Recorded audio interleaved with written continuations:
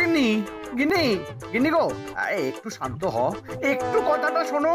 না না, আমি আর কিচ্ছু শুনবো না। এক সপ্তাহ সময় দিচ্ছি, তার মধ্যে মহারানীর মতো ওই সীতাহার আমার চাই চাই চাই। আহা, কিন্তু গিন্নি ওটার যে অনেক দাম। আমার কি আর মহারাজের মতো অত টাকা আছে বলো? এই শোনো, তোমার কি আছে আর কি নেই তা আমার খুব ভালো করে জানা আছে, বুঝলে?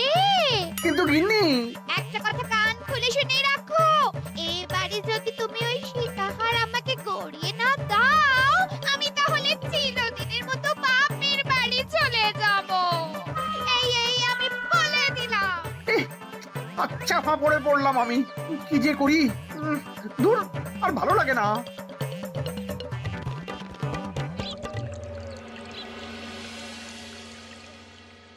আজকে তোমাদের সকলের কাছে আমার একটা প্রশ্ন আছে। বলুন মহারাজ। আচ্ছা, ধরো তোমরা যদি এ রাজ্যের লোক না হতে, অন্য কোনো রাজ্যের হতে, তাহলে তোমাদের কাছে কৃষ্ণনগর কেমন মনে হতো? মহারাজ, এক কথায় বলতে গেলে সমৃদ্ধ শক্তিশালী রাজ্য। বেশ, তা হঠাৎ এমন প্রশ্ন মহারাজ? আসলে বেশ কিছুদিন ধরেই আমি একটা কথা ভাবছিলাম। ঈশ্বরের দয়ায় আমাদের সবই আছে, তবু রাজ্যকে আরো শক্তিশালী ও অন্যান্য রাজ্যের সাথে সুসম্পর্ক বজায় রাখা একটা রাজধর্মে পড়ে। ঠিক বলেছে। ঠিক বলেছেন। বলি, তুমি কি এসব কথা কখনো ভাবো মন্ত্রী?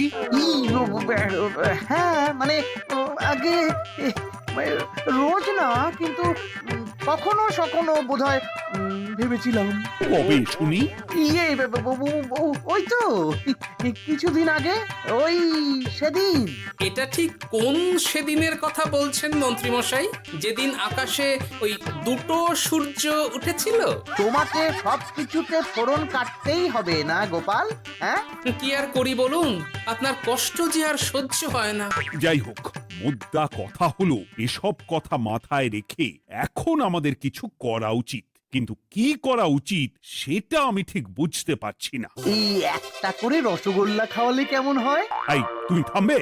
মহারাজ, আমার কাছে একটা উপায় আছে। 10 দিনের একটা মিলন মেলার আয়োজন করলে কেমন হয়? খুব বাজে হবে।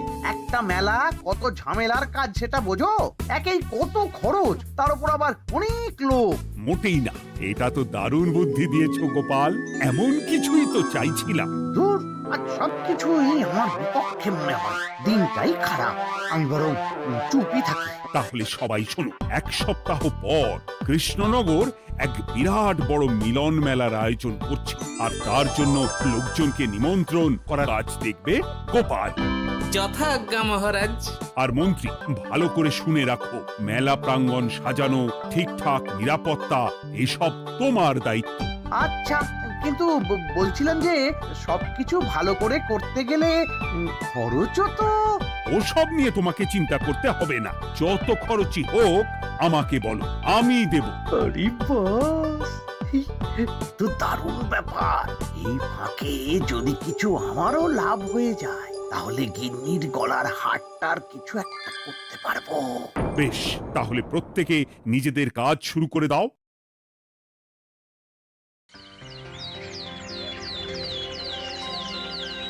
শোনো শোনো শোনো, 1 সপ্তাহ পর কৃষ্ণনগর মেলা প্রাঙ্গণে অনুষ্ঠিত হতে চলেছে 10 দিন ব্যাপী মিলন মেলা।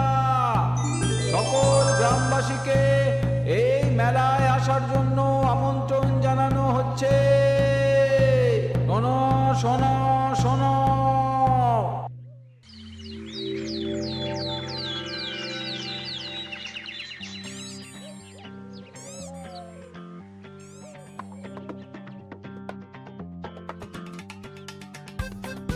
বাহ বাহ বাহ, ঠিক যেমনটা চেয়েছিলাম তেমনটাই হয়েছে।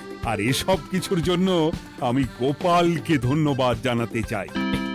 কি যে বলেন মহারাজ, এই কৃষ্ণনগর তো আমার নিজেরই পরিবার। সেসব আমরা খুব ভালো করেই জানি গোপাল। আদিক্ষেতা একেবারে উতলে পড়ছে। এসব দেখে গা জ্বলে যায়। তোমার এই এত ভালো বুদ্ধি দেওয়ার জন্য আমি তোমাকে 50টি স্বর্ণমোহর উপহার দিতে চাই। এটা কি হলো? এরকম হলে কিন্তু আমি খেলবো না। কেন মন্ত্রী, তোমার আবার কি হলো? আমিও তো মেলার আয়োজন করেছি, তাহলে গোপাল একা কেন উপহার পাবে? সে তো মেলার জন্য অনেকেই কাজ করেছে, কিন্তু আসল বুদ্ধিটা তো দিয়েছে গোপালই। মন্ত্রী মশাইয়ের বোধহয় খুব হিংসা হচ্ছে। ঠিক আছে মহারাজ, আপনি বরং এই উপহার সকলের সাথে ভাগ করে দিন।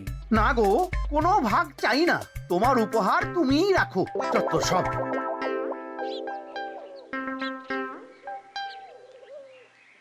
আমার কি এত খারাপ দিন এসেছে নাকি যে আমাকে গোপালের থেকে পুরস্কার নিতে হবে? অনেক হয়েছে। না না না, এবার আমাকেই কিছু ভাবতে হবে মনে হচ্ছে।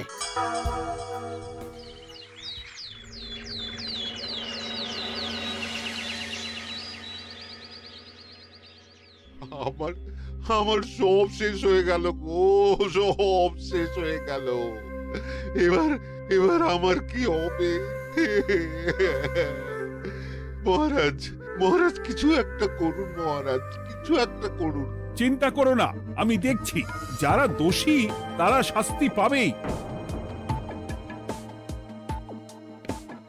কি শুরু হলো বলো তো হঠাৎ করে? এত বড় বড় চুরি ডাকাতি হয়ে গেল, অথচ কেউ কোনো টেরই পেল না। হ্যাঁ মহারাজ, আসলে রাতের বেলা যখন সবাই ঘুমিয়ে থাকে তখন এই চুরি ডাকাতিগুলো হয়, তাই কেউ কোনো শব্দ পায় না।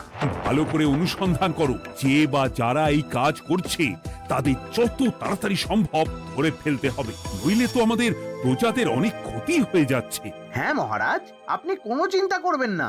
কোথায় আনন্দ করে সব প্রজারা মেলা ঘুরবে তা নয়, আবার এই উটকো ঝামেলা। একটা কথা বলছি, কিছু মনে করবেন না। আসলে এই ঝামেলার কারণ হলো গোপাল। আমি ঠিক জানতাম কোনো না কোনো ভাবে আপনি আমাকে দোষ দেবেন। সত্যি তো, এসবের সাথে গোপালের কি সম্পর্ক? ওরই তো সম্পর্ক আছে মহারাজ। মেলা শুরু হলো আর তার সাথে চুরি ডাকাতিও। আর যদি গোপাল মেলার বুদ্ধিটা না দিত তাহলে রাজ্যে এত চুরি ডাকাতিও বাড়তো না। মানছি মন্ত্রী মশাই, মেলার বুদ্ধিটা আমার, কিন্তু মেলার নিরাপত্তা রক্ষা তো আপনার দায়িত্ব ছিল। যদি মেলা থেকেই এই ঝামেলা শুরু হয় তাহলে তো আপনার কাজেও ফাঁক আছে। মুখ সামলে কথা বলো গোপাল। আহ, তোমরা একটু থামবে? এখন নিজেদের মধ্যে ঝামেলা করার সময় নয়। সবাইকে একসাথে কাজ করে আসল চোর ডাকাতদের ধরতে হবে, তারপর বোঝা যাবে কার দোষ ছিল আর কার নয়। আগে মহারাজ।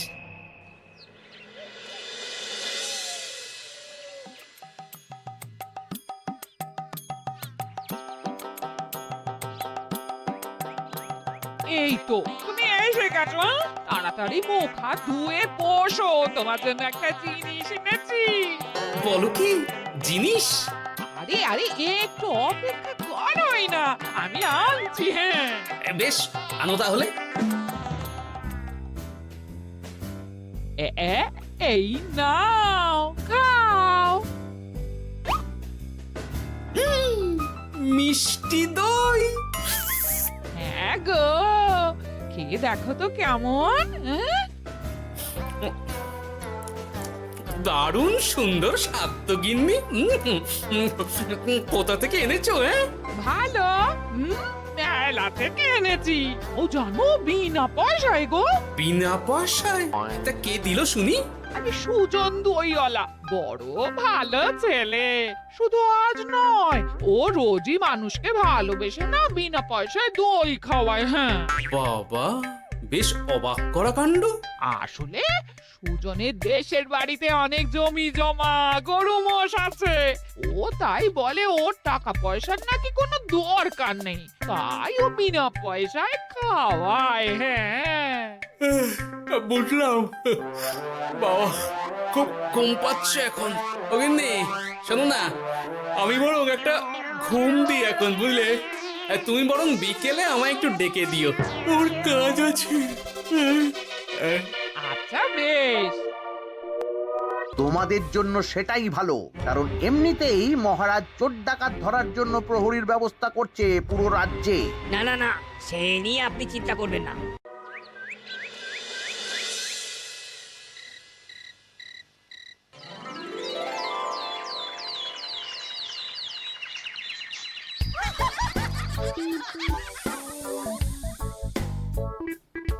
মশাই গো, ওরে আর কতক্ষণ ঘুমোবে? সকাল তো হয়ে গেল। সে কি গিন্নি, সকাল? তোমাকে যে আমি কতবার বললাম আমাকে বিকেলে ডেকে দেবে। তা বলি কবেকার বিকেল? গতকালে না আজকে? তা তোমার বুদ্ধিতে কি বলে গিন্নি? আমার বুদ্ধি নিয়ে কথা বলো, আগে নিজের ঘুমকে দেখো। গতকাল বিকেল থেকে ডেকে ডেকে গলা ব্যথা হয়ে গেল, কিন্তু ওনার ঘুম আর ভাঙে না। হতেই পারে না। পারে না? ওদিকে কাণ্ড দেখো, রাতের খাবার পর্যন্ত পড়ে আছে। হ্যাঁ, আজব কাণ্ড। যাই হোক, অনেক দেরি হয়ে গেছে বুঝলে, আমাকে এক্ষুনি রাজসভার জন্য বেরোতে হবে।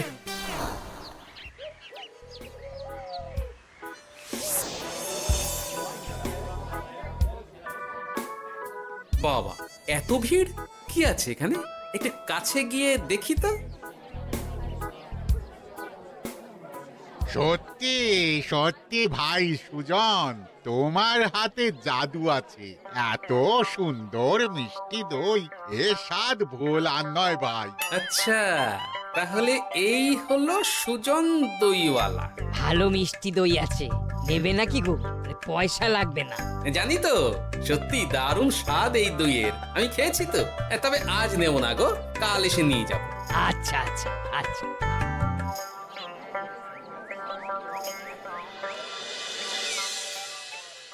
আর কোনো নতুন খবর পেলে ওই ডাকাতদের ব্যাপারে? না মহারাজ, এখনো ঠিক ধরতে পারিনি। ওরা বোধহয় বুঝতে পেরে গেছে যে আমরা খোঁজ করছি।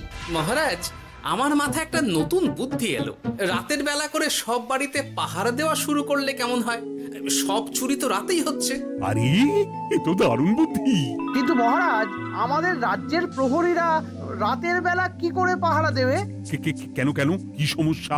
অনেক সমস্যা আছে। তাদের শরীর খারাপ হতে পারে, তার চেয়েও বড়, রাত জেগে থাকলে দিনে তারা সকলে ঘুমোবে, তখন পুরোটাই বেকার হবে। কিচ্ছু বেকার হবে না মন্ত্রী মশাই, আমাদের প্রচুর সেনা আছে, তাদের সকলকে দায়িত্ব ভাগ করে দিলেই হয়ে যাবে। তুমি বেশি বোঝো। গোপাল তো কিছু ভুল বলেনি মন্ত্রী, আমরা পাহারা বাড়াবো। আমি আজই সব সেনাদের সাথে কথা বলছি। সেনাপতি, তুমিও এই ব্যাপারটা একটু দেখো। যথাজ্ঞা মহারাজ।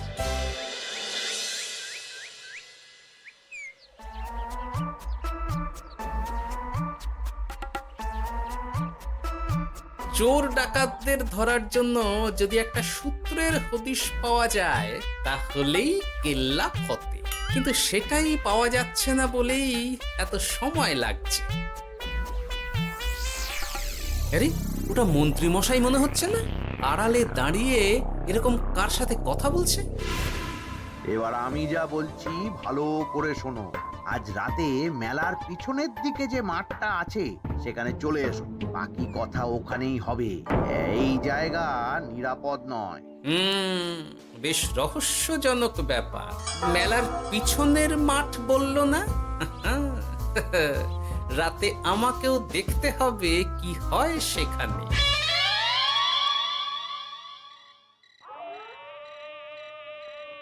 উফ, কি মশা রে বাবা! কখন থেকে দাঁড়িয়ে আছি, মন্ত্রী মশাইয়ের পাত্তা নেই কেন?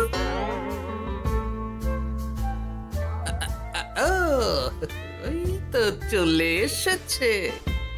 এই যে আমার সোনার হাটটা কই? হ্যাঁ, পই পই করে বলেছিলাম আমার ওটা চাই।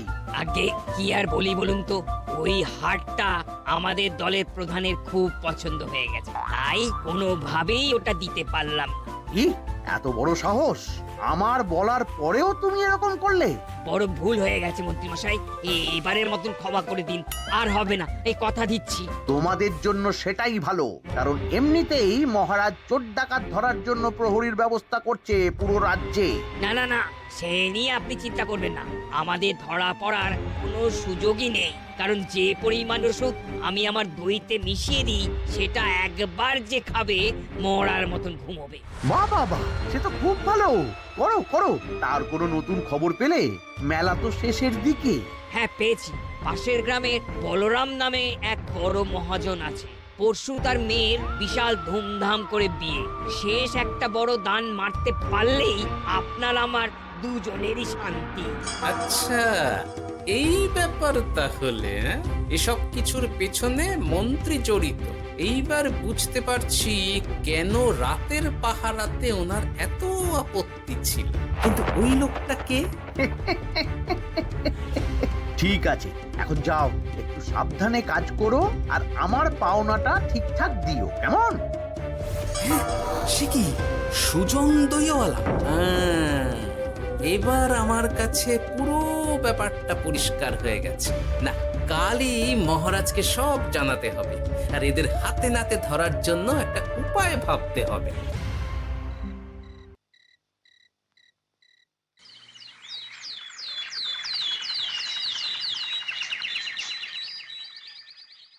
আরে এসো এসো, তোমার জন্যই তো অপেক্ষা করছিলাম। কি এমন জরুরি কথা আছে যে একান্তে দেখা করতে চাইলে? কোন মুখে বলি মহারাজ, সর্ষের মধ্যেই যখন ভূত তখন আর কি। মানে একটু খুলে বলো তো কি হয়েছে? আমাদের রাজ্যের এই এত বড় বড় চুরি ডাকাতির পিছনে কারা আছে সেটা আমি জানতে পেরে গেছি মহারাজ। হ্যাঁ, এ তো দারুণ খবর। তাহলে আমরা এখানে কি করছি? এখনই তাদেরকে গিয়ে বন্দি করি?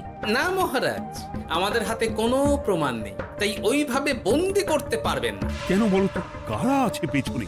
সেটা আপনি নিজের চোখেই দেখে নেবেন পরে। তবে এটা জানিয়ে রাখি, আমাদের মন্ত্রী মশাইও যুক্ত আছেন। কি? আমাদের মন্ত্রী? এত বড় বিশ্বাসঘাতকতা! আমি এখনই নিজের হাতে ওকে বন্দি করতে চাই। না না না না মহারাজ, সেটা করলে বাকি ডাকাতদের ধরতেই পারবেন না। তাহলে উপায়? আমি জানতে পেরেছি এই ডাকাতদের পরের নিশানা হলো পাশের গ্রামের বলরাম মহাজনের বাড়ি। বলরাম মহাজন? কাল তোর মেয়ের বিয়ে, আমাদেরও তো নিমন্ত্রণ আছে সেখানে। তাহলে তো আরোই সোনায় সোহাগা। শুনুন মহারাজ, আমার মাথায় দারুণ এক বুদ্ধি এসেছে। সে কি? হ্যাঁ, আপনি কোনো চিন্তা করবেন না, আমি শুধু যা বলছি সেটা করুন, বাকিটা আমি সামলে নেব। তবে দেখবেন যেন মন্ত্রী মশাই এসবের কিচ্ছুটি টের না পায়। বেশ বেশ বেশ।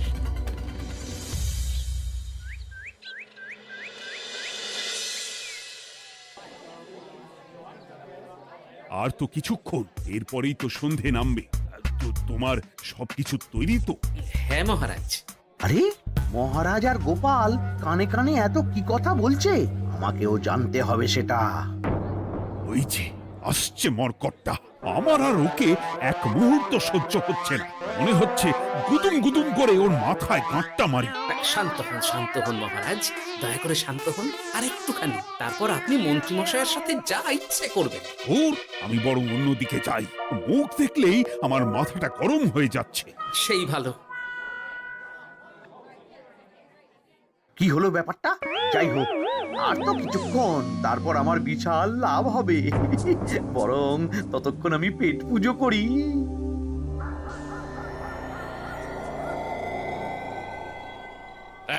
যা যা দামি জিনিস আছে সব দিয়ে দে। এই তো খেলা শুরু। এবার আর আমায় পায় কে? ও বাবা, এরা আবার কারা? সত্যি গোপাল দারুণ চাল চেলেছে। এই তোমরা এখানে কি করতে এসেছো? কেন, তোমরা যা করতে এসেছো? ডাকাতি? এমন তো কোনো কথা ছিল না। কার দলের লোক তোমরা? মন্ত্রী মশাইয়ের দলের লোক। এই রে, কি বলছে সব? কোথায় কোথায়? এই মন্ত্রী মশাই, এই কি বলছে এরা? আপনি দু নৌকোয় পা দিয়ে চলছে, আমরা থাকতে আপনি আরো এক ডাকাতের দলের লোককে ডেকেছেন। কি মন্ত্রী? শেষে কিনা তুমি? কি খেয়েছে রে, আর বোধহয় বাঁচতে পারবো না। কই, চুপ কেন? বলুন, মন্ত্রী মশাই সোনার হার ডাকাতি করে আপনাকে দেওয়ার জন্য এখানে ডেকেছেন। কি সোনার হার? আমাকেও তো একই কথা বলেছে। আপনি আমাদের থেকে খবর নিয়ে অন্য দলকে কাজ দিয়েছেন। না না, মিথ্যে কথা। কিসের মিথ্যে? আপনি ছাড়া তো আর কেউ জানতো না এখানের কথা। না গো, আমি শুধু তোমাদেরকেই কাজ দিয়েছি একদম শুরু থেকে। আর কোনো ডাকাতের দলকে আমি চিনি না, আমি তো নিজেই প্রথম শুনছি। মন্ত্রী, লজ্জা করে না তোমার? তুমি আমার প্রজাদের এইভাবে ঠকাচ্ছিলে। ইয়ে মানে মহারাজ, আমি আসলে। অনেক হয়েছে মন্ত্রী মশাই, আপনি ধরা পড়ে গেছেন। প্রহরী, বন্দি করো সবাইকে, আর মন্ত্রীকেও। আমাকে ক্ষমা করে দিন মহারাজ, আমি ইচ্ছা করে এটা করিনি। আসলে আমার গিন্নি কদিন ধরেই মহারানীর সীতাহারের মতো দেখতে হার বায়না করেছে।